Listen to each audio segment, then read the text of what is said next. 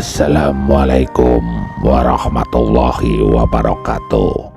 Salam rahayu para pecinta, para subscriber channel YouTube Kisah Para Leluhur Nusantara. Pada kesempatan kali ini kita akan membahas biografi Patih Gajah Mada dari lahir hingga wafatnya. Gajah Mada adalah Mahapatih Amangkubumi atau Perdana Menteri Majapahit yang lahir pada tahun 1299 dan wafat pada tahun 1364 Masehi.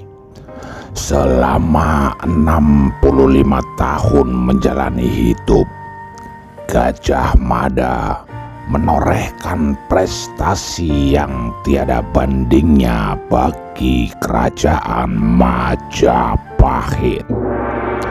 Gajah Mada lahir ketika Majapahit diperintah oleh raja pertamanya, yaitu Raden Wijaya. Ketika Jayanegara naik tahta pada tahun 1309, Gajah Mada baru berusia 10 tahun. Sementara ketika menyelamatkan Jayanegara dari upaya kudeta yang dilakukan oleh Rakuti pada tahun 1319, Gajah Mada baru berusia 20 tahunan. Dengan demikian, Gajah Mada sudah menjadi pahlawan bagi negara manakala usianya masih menjelang dewasa. Selepas memadamkan pemberontakan Rakuti, tepatnya pada tahun 1319, Gajah Mada dianugerahi jabatan sebagai patih di Kahuripan, dan untuk 2 tahun kemudian, yaitu pada tahun 1321, beliau diangkat menjadi patih di Kediri. Kala itu, baik Kahuripan maupun Kediri yang saat itu bernama Daha merupakan kerajaan bawahan Majapahit. Karir Gajah Mada semakin melesat dimulai pada tahun 1336. Ada juga yang berpendapat 1334, karena pada tahun ini Gajah Mada diangkat menjadi Mahapatih Amangkubumi Majapahit. Dengan demikian, Gajah Mada diangkat menjadi Mahapatih ketika beliau berumur 35 tahun. Para pemirsa, kelahiran dan asal-usul Gajah Mada memang mempunyai beberapa ragam versi. Sebagian besar versi yang ada bersifat dongeng. Meskipun begitu, selepas ditemukannya prasasti Gajah Mada yang juga disebut sebagai prasasti Singosari karena ditemukannya di wilayah Singosari, Malang, kelahiran dan asal-usul Gajah Mada mulai terkuak. Menurut legenda, sebagaimana yang tertulis di dalam kitab Usana Jawa, Gajah Mada dilahirkan di Pulau Bali sebelum akhirnya pindah dan menetap di Majapahit. Di dalam kitab Usana Jawa juga dijelaskan bahwa Gajah Mada tidak mempunyai ibu dan bapak, melainkan terpancar dari dalam buah kelapa sebagai penjelmaan Sang Hyang Naraya ke dunia. Pendek kata, Gajah Mada dilahirkan sebagaimana anak-anak setengah dewa lainnya seperti Arjuna, Yudhistira, dan lain sebagainya. Sementara bagi masyarakat Jawa, khususnya masyarakat di sekitar Malang, menganggap Gajah Mada dilahirkan di sekitar daerah aliran Sungai Brantas pada kira-kira tahun 1300 Masehi. Dalam tutur masyarakat ini, Gajah Mada dikisahkan berlatar belakang dari keluarga yang tidak punya. Dari itulah kemudian kisah Gajah Mada dari mulai kecil hingga sebelum menjadi tentara Majapahit seperti haram untuk dikisahkan. Selain dikenal dengan sebutan Gajah Mada, tokoh ini juga dikenal dengan sebutan Empu Mada, Jaya Mada, Jaka Mada, Dwirada Mada, dan lain sebagainya. Ada juga yang menyatakan Gajah Mada sebenarnya bukan nama yang sesungguhnya, melainkan nama julukan. Meskipun begitu, nama kecil Gajah Mada hingga kini masih menjadi misteri.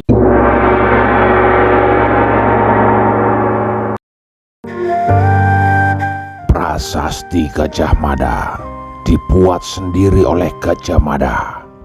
Di dalamnya memuat tahun 1214 Saka atau 1350 Masehi, ketika Gajah Mada menjabat sebagai Mahapati Amangkubumi Majapahit. Prasasti tersebut berisi tentang Parwira Catia atau peringatan penghormatan pada Tribuana Tunggadewi dan leluhur Majapahit yang telah dicandikan. Menurut tafsir para ahli pada prasasti Singosari, Gajah Mada merupakan anak Gajah Pagun yang merupakan cucu dari Raja Kertanegara Singosari. Dengan demikian, antara Gajah Mada dan Tribuana Tunggadewi yang saat itu menjabat Ratu Majapahit masih sama-sama keturunan Prabu Kertanegara. Karena Tribuana Tunggadewi merupakan anak Raden Wijaya, di mana istri Raden Wijaya yaitu Gayatri merupakan anak dari Prabu Kertanegara Singosari. Sementara Gajah Pegon, ayah dari Gajah Mada, adalah suami dari cucu Prabu Kertanegara yang lahir dari Selir.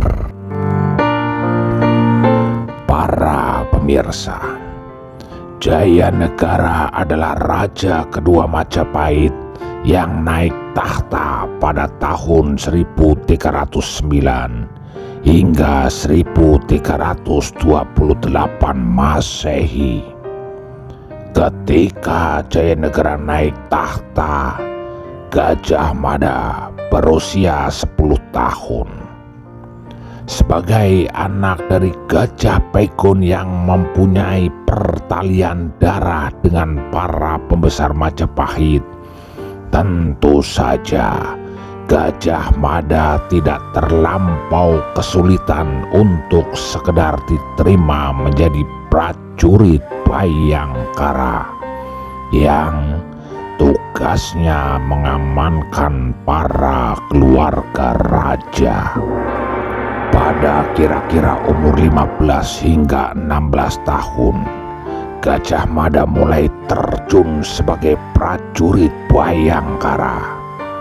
Jabatan yang diembannya kala itu sebagai bekel atau kepala regu prajurit, membawahi puluhan prajurit jaga lainnya. Ketika usia Gajah Mada mencapai 20 tahun, tepatnya pada tahun 1319, meletus upaya makar yang dilakukan Rakuti. Pemberontakan Rakuti berhasil menguasai istana kerajaan Majapahit. Meskipun begitu, sebagai kepala regu Bhayangkara, rupanya Gajah Mada berhasil menyelamatkan Jayanegara dari upaya pembunuhan dan berhasil pula menyembunyikannya di suatu tempat yang aman. Masih pada tahun yang sama, Gajah Mada berhasil menghimpun kekuatan para prajurit Majapahit yang masih setia untuk menumpas Rakuti dan komplotannya. Sehingga di kemudian hari, Gajah Mada berhasil membunuh Rakuti dan memulangkan serta menaikkan kembali Jayanegara sebagai Raja Majapahit yang sah. Kiprah Gajah Mada dalam menyelamatkan Jayanegara dari upaya kudeta yang dilakukan Rakuti membuatnya seketika menjadi pahlawan. Maka tidaklah berlebihan jika Jayanegara menganugerahinya jabatan Pati di Kahuripan, disusul dengan jabatan Patih di Kediri selama 2 tahun kemudian. Pada tahun 1328, Jayanegara dibunuh oleh Ratanca, lah seorang tabib istana Majapahit yang sebetulnya mendukung pemberontakan Rakuti. Lagi-lagi dalam peristiwa ini, Gajah Mada kemudian tampil sebagai pahlawan, sebab beliau mampu membunuh Ratanca. Para pemirsa, selepas mangkatnya Jayanegara pada tahun 1328, serta didorong oleh tidak adanya putra mahkota, maka yang menjadi penguasa Majapahit selanjutnya adalah Dyah Gitaraja, adik perempuan Jayanegara yang lahir dari permaisuri Raden Wijaya. Dyah Gitaraja didapuk sebagai penguasa Majapahit selanjutnya. Menurut Prasasti Singosari dan Piagam Blumbung pada tahun 1351, Dyah Gitaraja diangkat menjadi Ratu Majapahit dengan gelar Abhiseka Sri Tribhuwana Tunggadewi Maharajasa Jayawinswardhani. Pemirsa, pada masa pemerintahan Tribhuwana Tunggadewi, Gajah Mada masih menjabat sebagai patih di Kediri. Akan tetapi, karena pada zaman Ratu Majapahit pertama tersebut, Majapahit sedang diguncang pemberontakan Sedang dan Keta. Sementara di sisi lain, Mahapati Majapahit yang kala itu dijabat oleh Aryatadha sedang sakit keras. Maka Gajah Mada dipanggil untuk menangani penumpasan pemberontakan. Penumpasan pemberontakan Sedang dan Keta dapat ditumpas Gajah Mada. Meskipun dalam penumpasan tersebut Gajah Mada bukan satu-satunya orang yang berjasa. Kiprah Gajah Mada dalam menanggulangi pemberontakan Sedang dan Keta rupanya menjadi sebab bagi Gajah Mada untuk meniti karir yang lebih tinggi. Sikapnya yang disenangi oleh Mahapati Aryatadha serta Ratu Tribhuwana Tunggadewi di kemudian hari menyebabkan ia dipercaya untuk mengemban jabatan sebagai Mahapati Amangkubumi, menggantikan Aryatadha. Gajah Mada diangkat menjadi Mahapati pada tahun 1336 Masehi.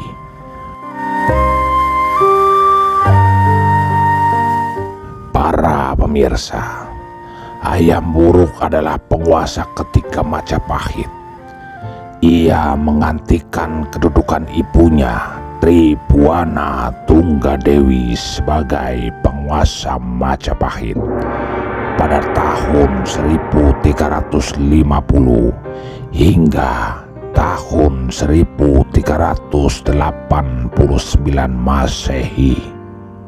Hayam Wuruk dinobatkan sebagai Raja Majapahit pada usia yang amat sangat muda, sehingga pada awal pemerintahannya kendali pemerintahan benar-benar digenggam kuat oleh Gajah Mada. Cita-cita Gajah Mada sebagaimana yang diucapkannya dalam Sumpah Palapa ketika dilantik menjadi Mahapati Amangkubumi Majapahit di zaman Tribhuwana Tunggadewi diwujudkan pada masa ini. Gajah Mada membangun ekonomi negara dengan menggalakkan pertanian dan perdagangan. Di samping itu, ia juga membangun armada laut untuk kepentingan ekspor dan impor. Ia juga menggunakan armada laut Majapahit yang tangguh sebagai alat untuk menaklukkan kerajaan-kerajaan di Nusantara yang sulit diajak kerjasama. Sementara negara-negara yang mudah diajak kerjasama, Gajah Mada menyodorkan tali persaudaraan.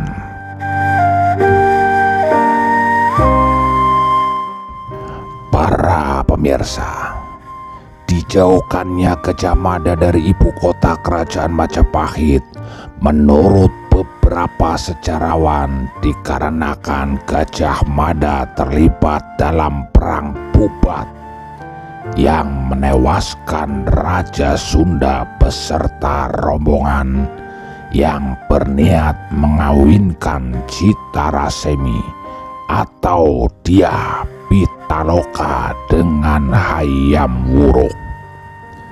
Selepas Gajah Mada bertempat tinggal di Madakaripura, Hayam Wuruk membentuk Dewan Pertimbangan Agung atau Bathara Sapta Prabu untuk melaksanakan tugas-tugas Gajah Mada. Anggotanya terdiri dari para keluarga raja yang kompeten dalam pemerintahan. Para keluarga raja tersebut kemudian memilih Empu Tandi, Empu Nala, Patih Dami, Empu Singa, dan beberapa orang lain untuk menjalankan roda pemerintahan yang semula hanya dikuasai Gajah Mada.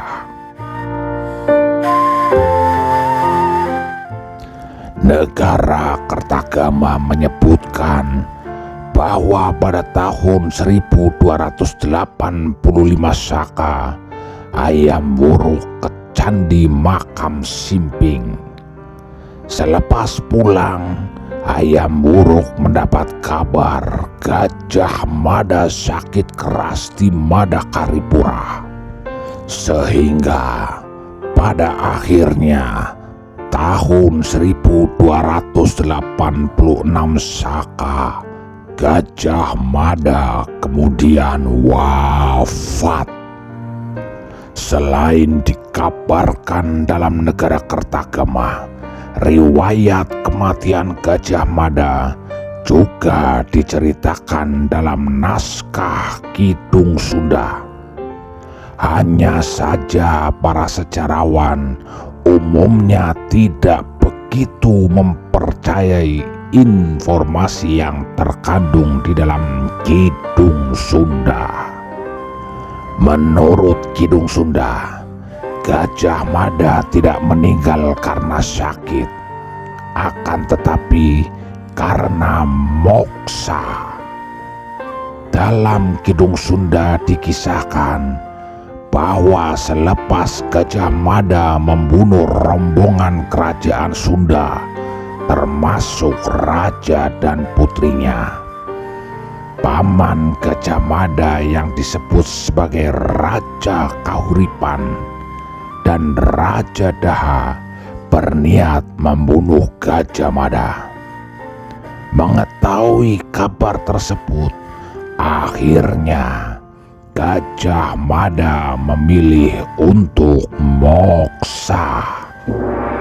Sesudah Gajah Mada meninggal, Hayam Wuruk dikisahkan berduka karena selain sulit menemukan sosok seperti Mahapati Gajah Mada, juga dia merasa khawatir dengan kondisi kerajaan selepas ditinggal Gajah Mada. Meskipun demikian, atas rekomendasi dari Sapta Prabu, akhirnya Hayam Wuruk mengangkat Mahapati baru. Jabatan tersebut jatuh pada Gajah Enggon.